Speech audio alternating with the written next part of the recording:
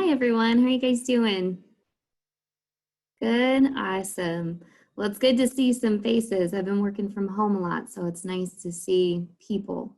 Like Jillian said, we're going to be talking about some pretty basic nutrition today. So we're really going to look at some things that we want to do, some things that we want to be careful of, that we really kind of want to watch our intake of, and then we're going to look at how we can go about tracking ourselves easily.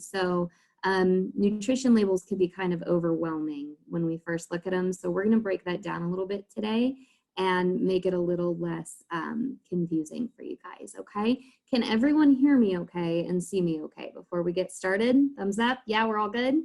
Awesome. Okay. Well, I'm going to go ahead and share my screen. Did everybody receive the handout that I think will help you guys, the nutrition label breakdown? I think that Jillian was going to send that to you guys. Did everyone get that? It's in the Google Classroom. In the Google Classroom. Okay. Perfect. So here we go. Let's go ahead. Oh, you know what, Jillian? It says that screen sharing has been disabled. Are we able to enable that? Yep, give me 2 seconds. I'm actually going to just make you the host because I think it's easier to do it that way than okay, perfect. I am the host now. Awesome. All right. All right, can you guys see this okay?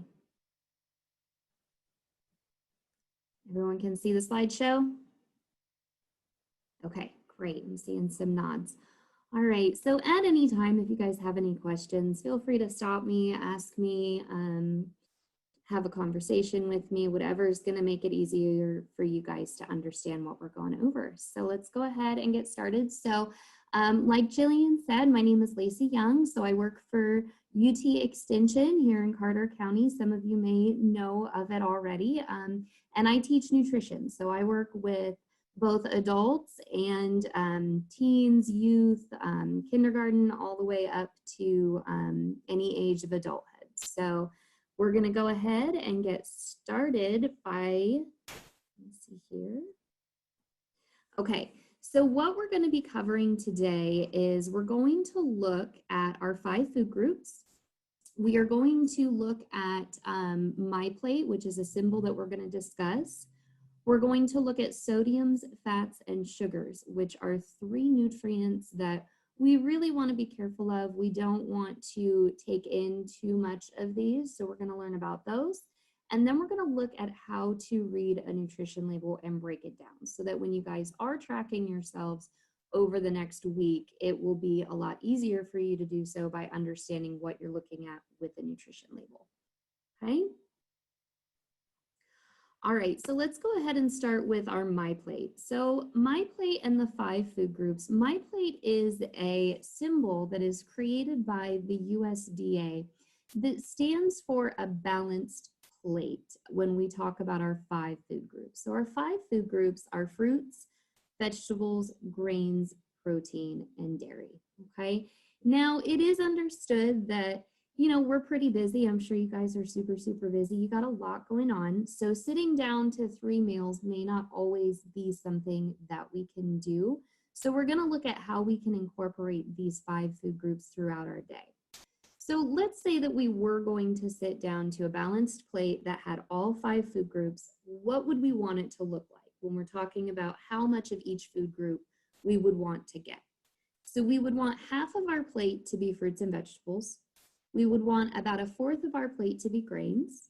We would want about 1/4 of our plate to be protein. And then we would want to have 1 serving of dairy at each meal. So if we were to have 3 meals throughout the day, that would add up to be 3 servings of dairy.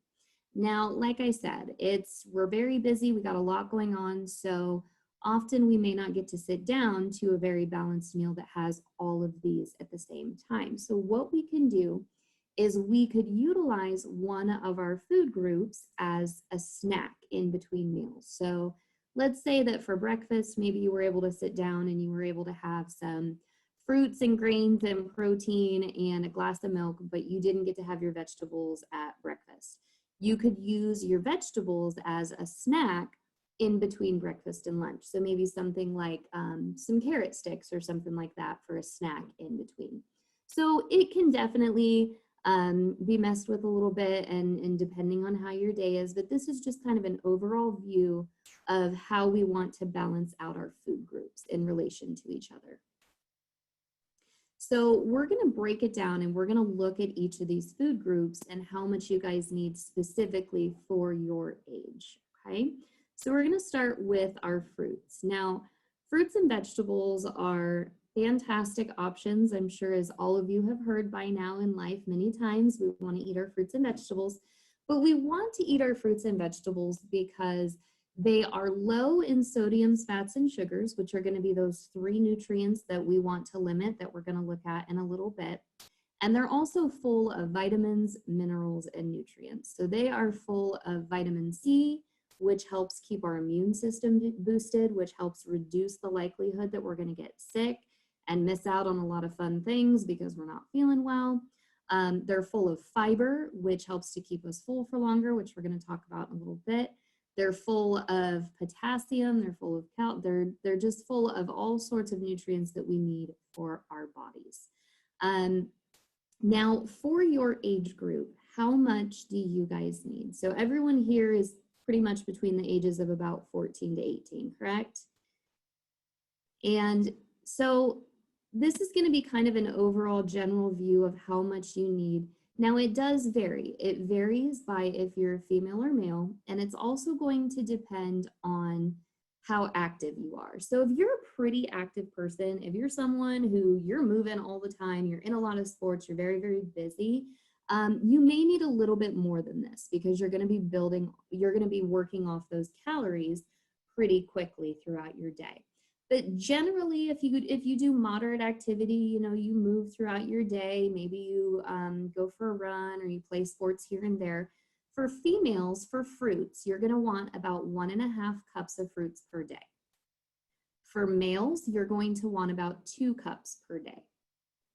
Now, our next question is, what counts as a cup? What counts as a cup of fruit? Because it does vary based on what type of fruit you're looking at. So let's start with our fresh, frozen, or canned, or like our whole fruits. So this is going to be something that you can actually measure 1 cup. So say that you opened a can of peaches and you were able to actually measure those. A cup would equal 1 cup. So 1 cup of canned peaches would equal 1 cup.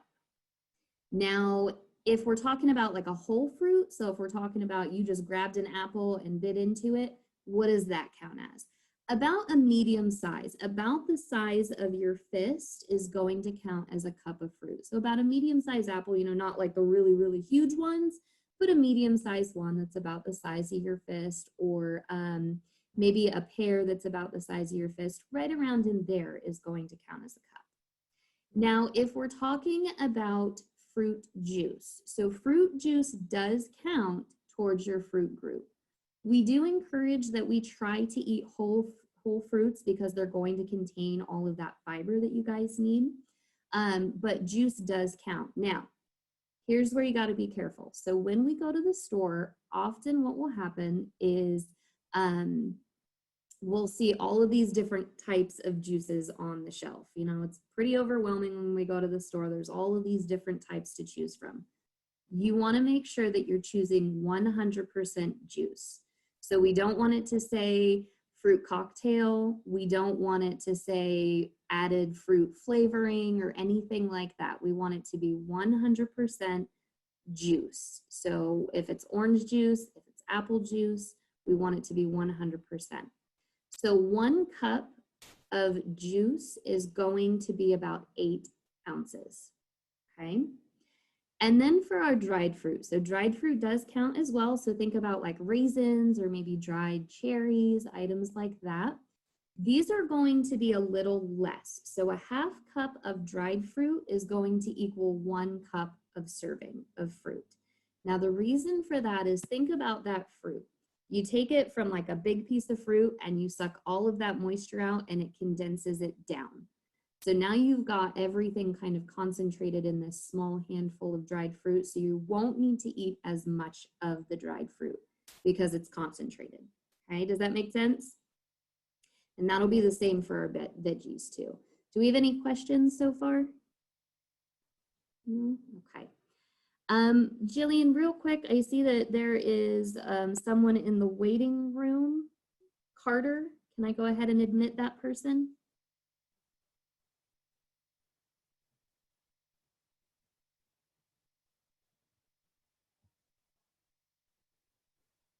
What's the last name? It's probably one of our kiddos. It just says Carter. That's probably one of our pupils. So just go ahead. Somebody trying to say something? Anyways, but I don't. It just says Carter has entered the waiting room for the meeting, and I just wanted to make sure that was someone that was supposed to be with us. We've got a chat. Good You're question. good to let him in. Good to let him in. Okay. Hi, Grace. Okay, so Grace has a question. She said, can I get my full serving of fruit by putting it in my water? So we are going, so Grace, can I ask you real quick, are you eating the fruit that's in your water, or are you just putting it in and kind of infusing your water? Infusing, okay. This is a really great option, Grace, and anyone, especially if you find water to be kind of boring. I know a lot of people say that water just doesn't taste like anything. That's a really great question. So you can't get your full serving of fruit by just infusing it. Now, by eating it, if you were to eat it, if you were to put like a cup of, maybe a cup of strawberries in your water, you are going to pull out some of those nutrients, but you do want to physically eat that fruit because that's going to have your fiber in it. That's going to have all those other nutrients in it, and you're not going to be able to pull all of those out by infusing it. But infusing water is a really, really great way to give it some flavor, to make it taste better, and it makes it look really nice too. But that's a great question. Did I answer your question, Grace? Okay, wonderful. Yeah, at any time, if you guys have questions, let me know. All right, let's go ahead and look at our vegetables group. Okay, so fruits and vegetables, to kind of continue on with those, they are fantastic because not only are they full of those vitamins and nutrients that I mentioned, but they also help to reduce the risk of some diseases. Now, some of these diseases include heart disease, diabetes, because they are low in, they don't have added sugars. They help with some cancers, help to reduce the risk of some cancers as well. High blood pressure because they're low in sodium. So overall, having a lot of fruits and vegetables in your diet is going to help contribute to an overall healthy lifestyle where you're less likely to get some of these diseases. Now, they're also full of fiber. So fiber is a fantastic nutrient that we need in our bodies.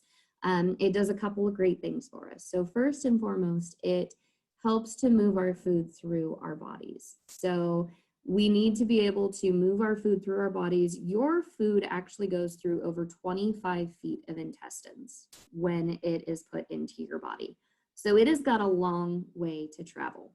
And fiber is going to help with that. So it's going to help food move through your digestive system.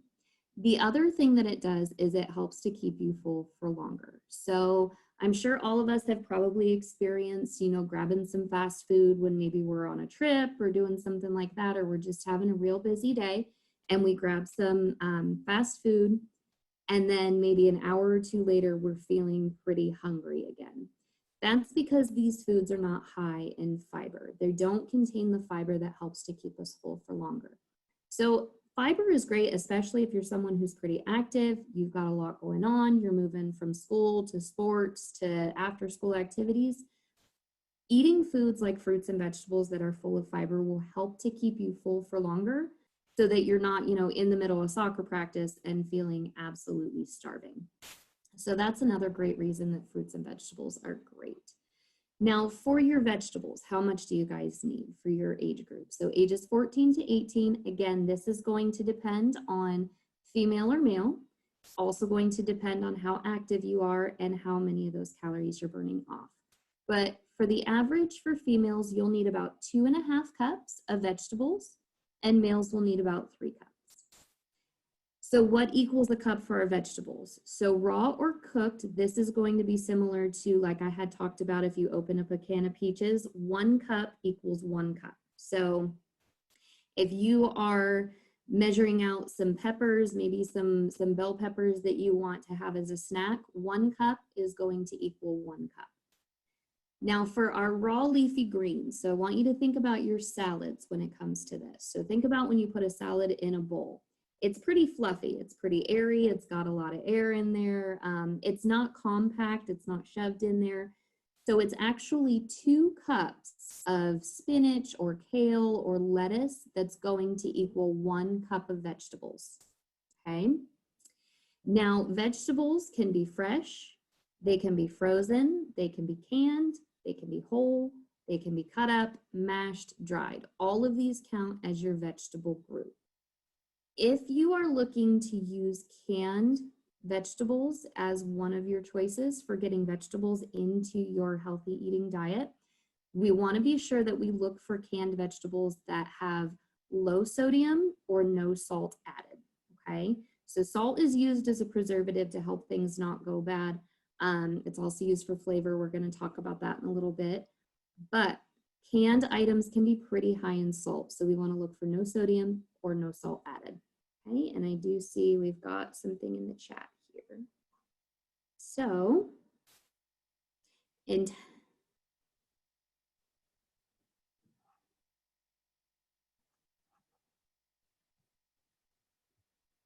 all right, not a question. Okay. All right, so let's go ahead and look at our protein. So protein provides the building blocks to bones, muscles, cartilage, skin, and blood. So protein is extremely important, especially if you're somebody who, if you like to lift weights, you know that protein is pretty important for lifting those weights, building some muscle strength. So how much do you guys need of your protein? So for ages 14 to 18, females need about 5 ounces, males need 6.5 ounces, okay? So there's a lot of different foods that fall into our protein category. So most of us actually do get enough protein each day.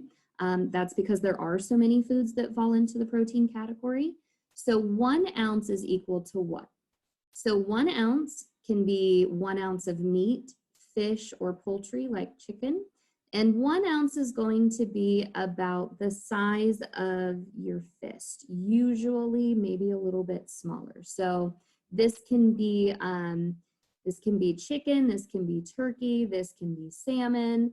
What we want to look for is lean meats. So either hamburger that's lean or lean meats like chicken, okay? A 1/4 cup of cooked beans will equal 1 ounce as well. So cooked beans are really, really high in protein. So if you're somebody who you're not really big on meat or fish, maybe you don't like to eat a lot of meat, beans is a really great way to get your protein because it's packed full of it, and a 1/4 cup is equal to about 1 ounce. Okay? And then 1 egg, so maybe you hard boil some eggs for the week to get your protein. 1 egg is equal to 1 ounce. Peanut butter is also included, so if you're somebody who loves peanut butter and can have peanut butter, 1 tablespoon is equal to 1 ounce. And then nuts as well. So nuts are also part of our protein group, and they're very high in protein as well. So a 1/2 ounce of nuts is equal to 1 ounce.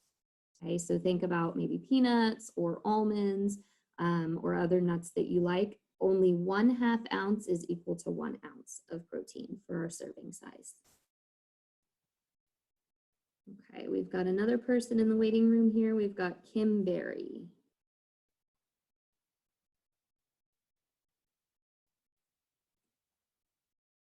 Okay.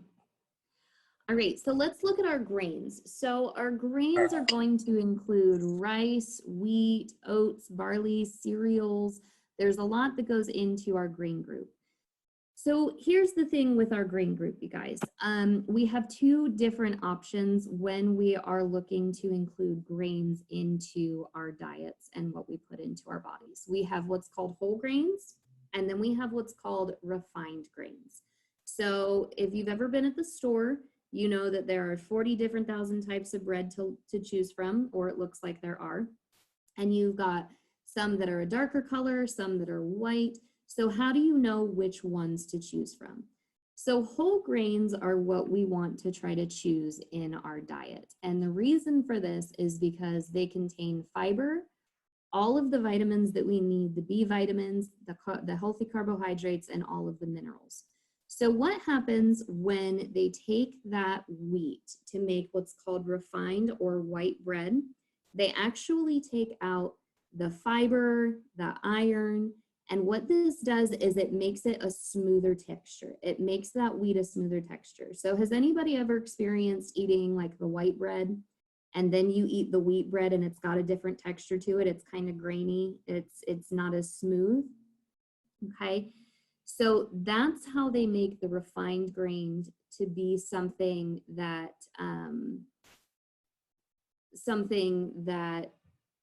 is, hey Jillian, are you there?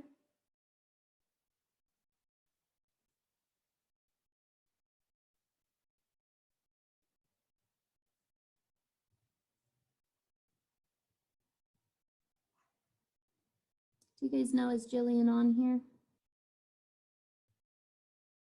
Okay, so let's go ahead and continue on. So when you want to choose your whole grains because those are going to contain all of the vitamins and the nutrients that you need, okay? Your white bread or your refined bread is not going to contain as much fiber, and it's not actually going to contain the fiber because they don't add it back in, okay? So how much do you guys need? So for females, you need about 6 ounces. For males, you need about 8 ounces. Now we want to make half of them whole grains. So for females, you want 3 ounces to be whole. Males, you want at least 4 ounces to be whole grains, okay?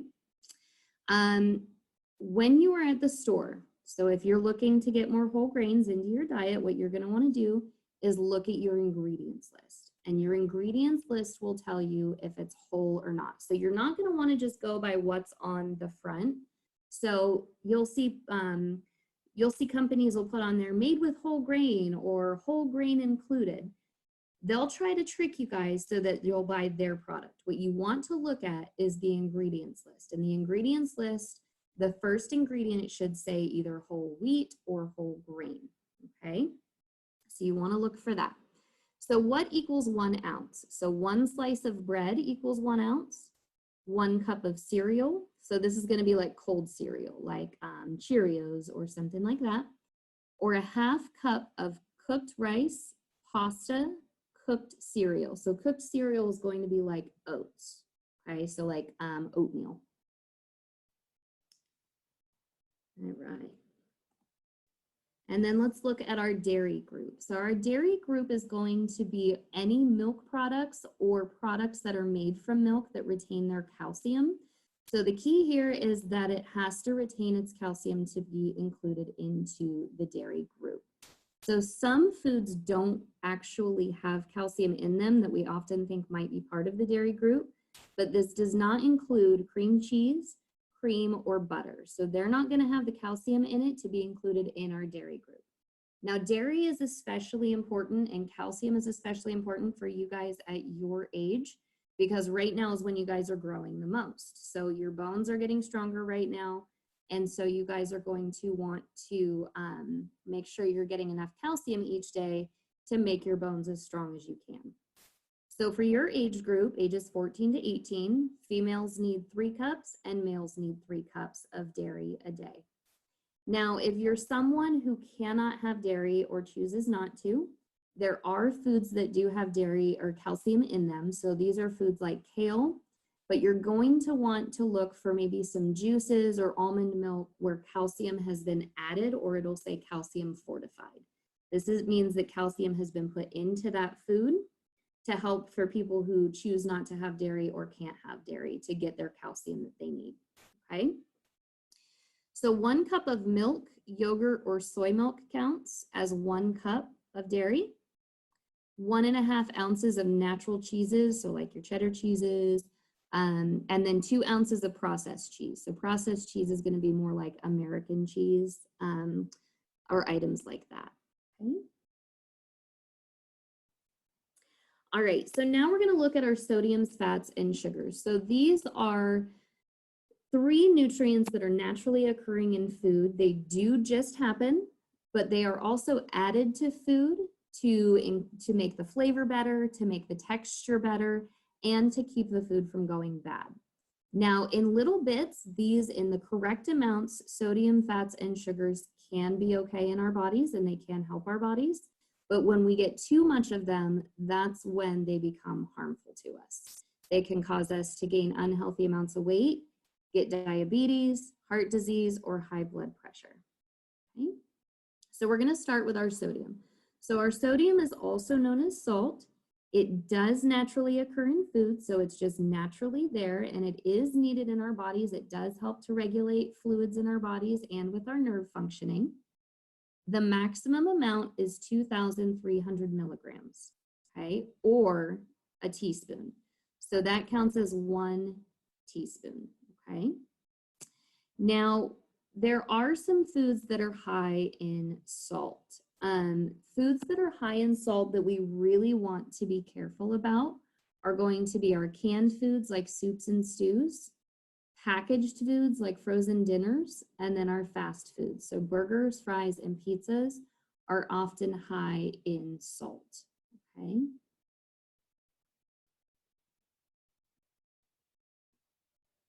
Now our fats. So some fats can be healthier for us than others. So fats that are healthier for us are items like olive oil, canola oil, and fish oil. These are going to be better for us than solid fats. And solid fats are like butter, lard, or the fat that you guys see on meats, like you've seen it on chicken, or it'll be in steaks as well. So there are some fats that are going to be a better option for us. So like when we're cooking our foods, you'll want to cook in maybe olive oil instead of butter. So olive oil will be healthier for us to cook in. So when we're choosing fats, there's 3 different types that you're gonna see. And one of them is healthy for us and the other 2 are harmful to us. So unsaturated fats are healthier for us than saturated or trans fats, okay? Now, how do we remember that? So how do we remember which one's going to be the better option for us? So I want you guys to think of like a piece of pizza. If you've ever ordered a pizza and you got it home and you picked up a piece and it's just kind of dripping with oil, it's just kind of saturated. It's got so much oil and grease on it that it's just kind of dripping with that. Think of that as being saturated with fat, saturated with oil, saturated with grease. That's how we know that's not going to be healthy for us if we put it in our bodies, okay? Now the maximum amount for you guys is about 65 grams or 16.25 teaspoons. So how do we figure that out?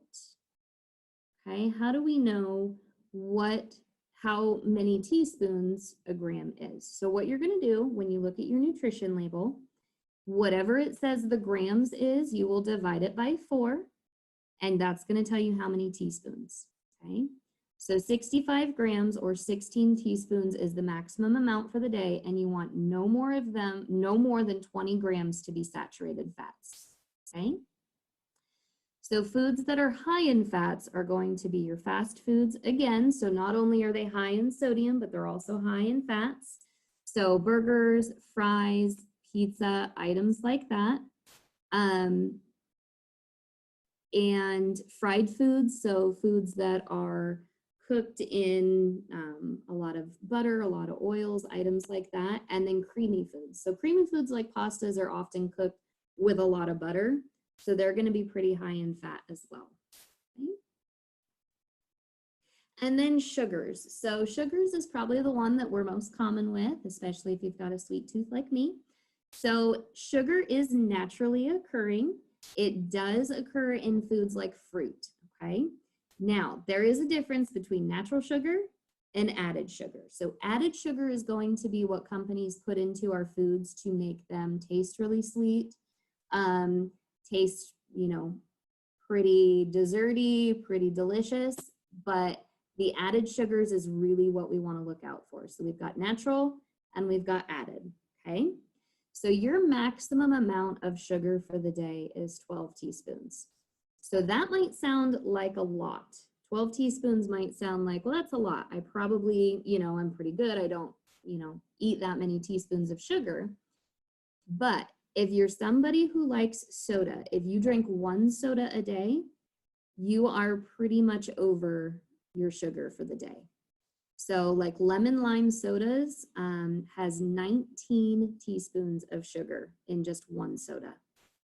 So it's pretty easy, especially if you're someone who likes to drink soda, to go over the maximum amount, okay? So how do we know how many grams equals a teaspoon? Because on our nutrition label, they label sugar in grams, okay?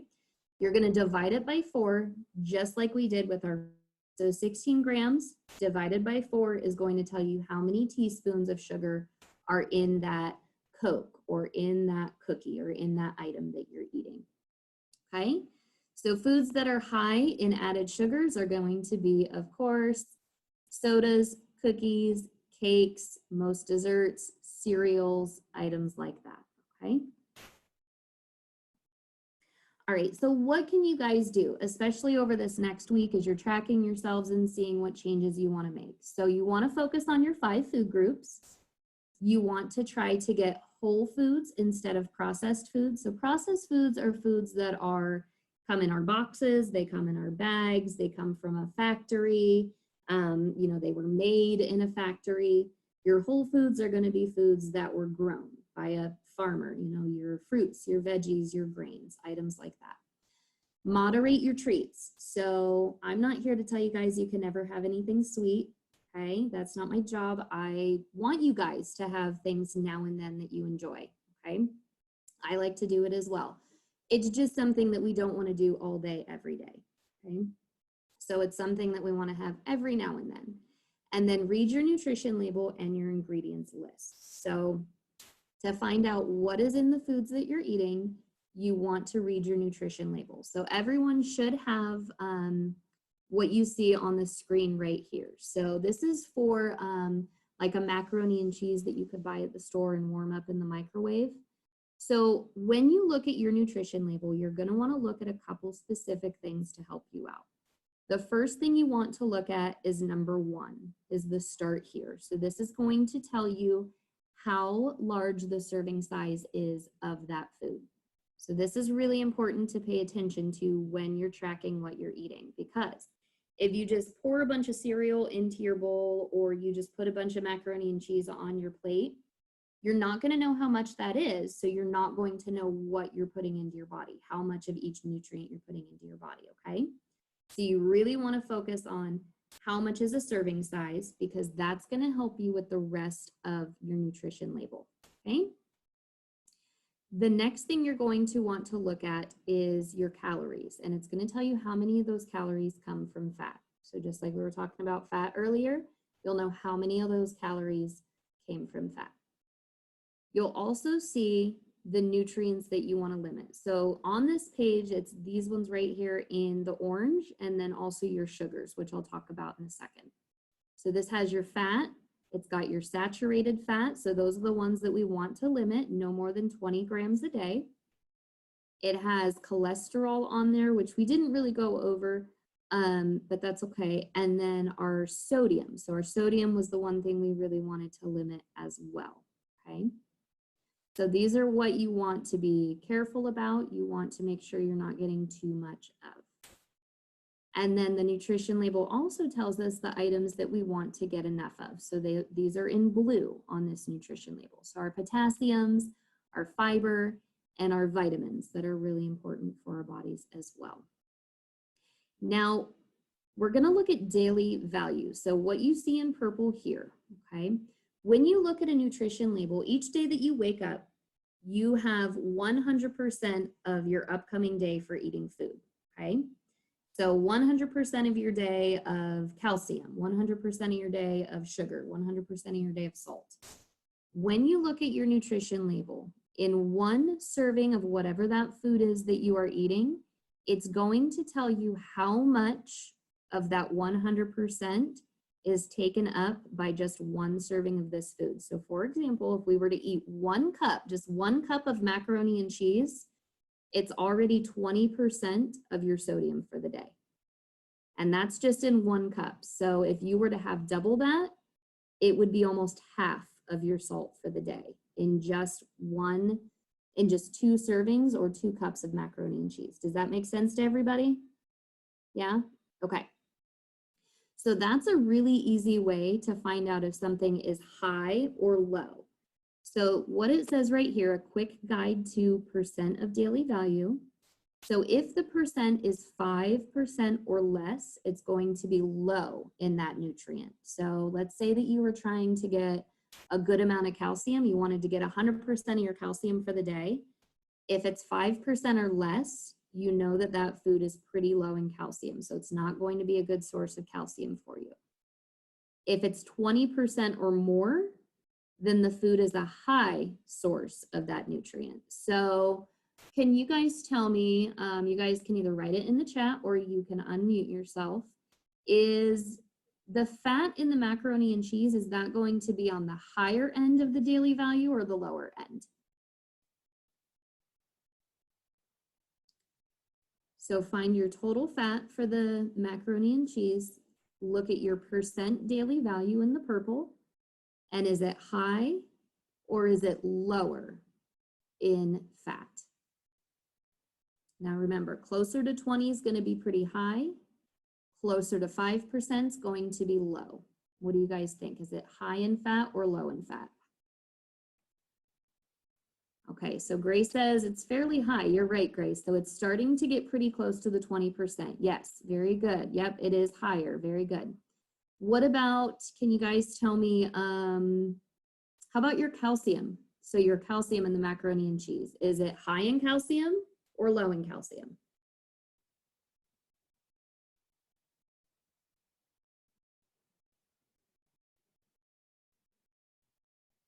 Very good, it is high. So this would be a really good source of calcium, your macaroni and cheese would, but it's really high in your sodium, it's really high in your fat. So this is where you have to decide, would this actually be harmful or helpful to my body? It's probably going to be on the more harmful side because it's high in salt and it's high in fat. Now you could have 1 serving and then watch what you have for the rest of your day, but we just want to keep in mind that some things may be high in some nutrients that we do need, like calcium, but they also may be very high in sodiums and salts, or sodium, sugars, and fats, okay? And then what you see down here at the bottom, so this little tiny print down here, this is going to tell you your maximum amount of these different items and nutrients for the day. So dietary fiber, you want to get 25 grams. Total carbohydrates, no more than 300 grams. So that's a really good thing to look at when you guys are tracking yourselves and compare it to your maximum amount for the day and how much this food has of each of those nutrients, okay? All right. All right, so you guys have any questions on any of that stuff? Anything that you want clarified? Anything that you're confused about? Any comments? What do you guys think? Well, I don't know if they want to ask the question, but one person in the chat mentioned that whole grains upsets their stomach when they consume it. And we're wondering, obviously, can you tell us about why whole grains are actually very good for your body? And maybe if there are some possible reasons that it might upset a stomach, or it might be unrelated, or anything along those lines, or something to address that concern. So why whole grains? Okay, so why whole grains might, why they are good, and then why they might upset some people's stomachs as well. Or yeah, or some potential reasons why their stomach might be getting upset. Potential reasons. Okay, yeah.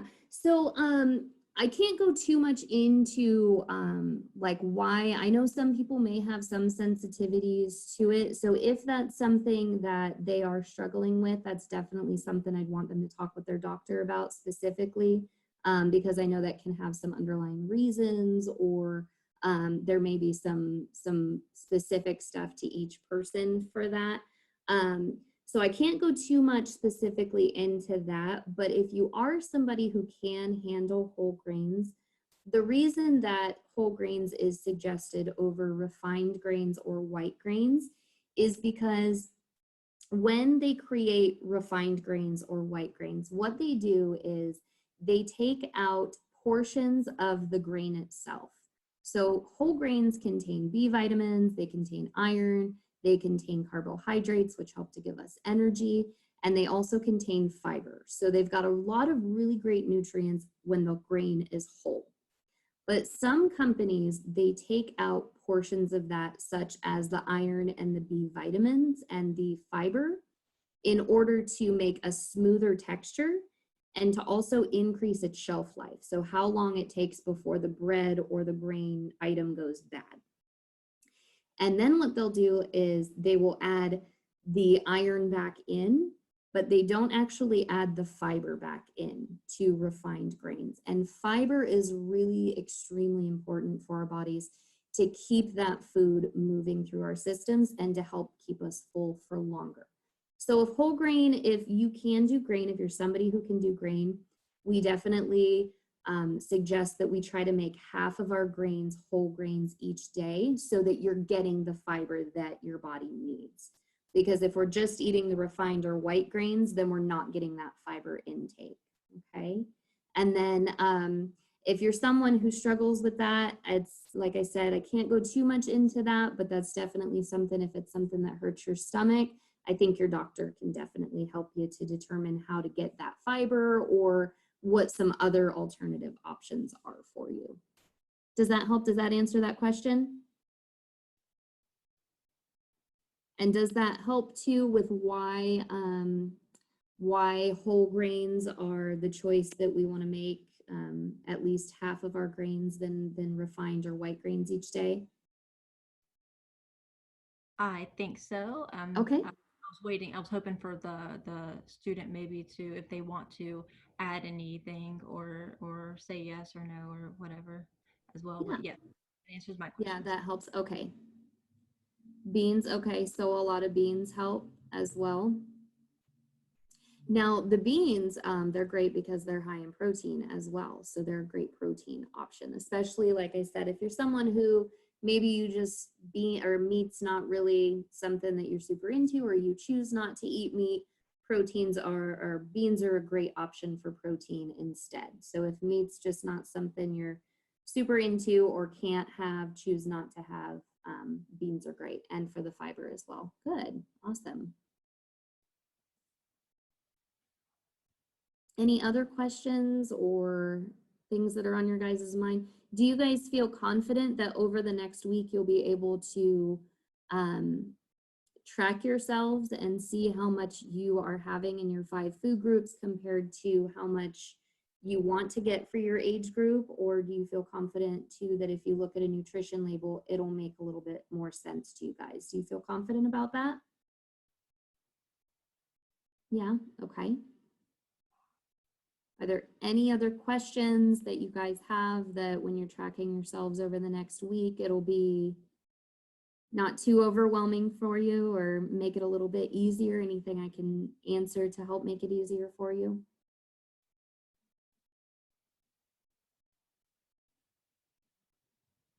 I'm gonna go ahead and stop sharing this. Okay.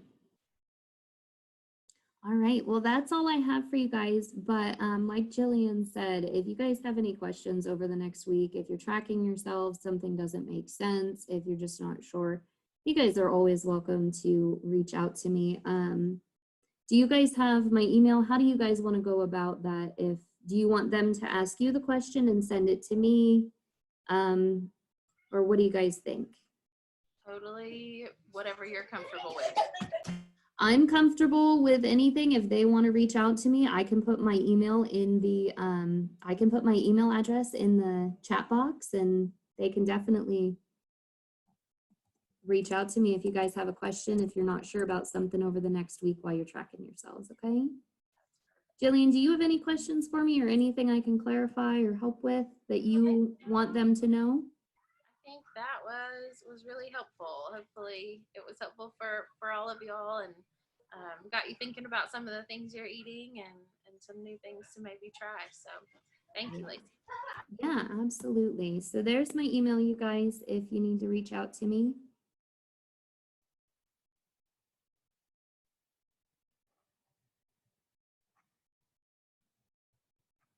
All right, any last questions? Anything else y'all want to talk about? No. All right, so I will see you all next week. All right. Bye, guys. Thanks for having me.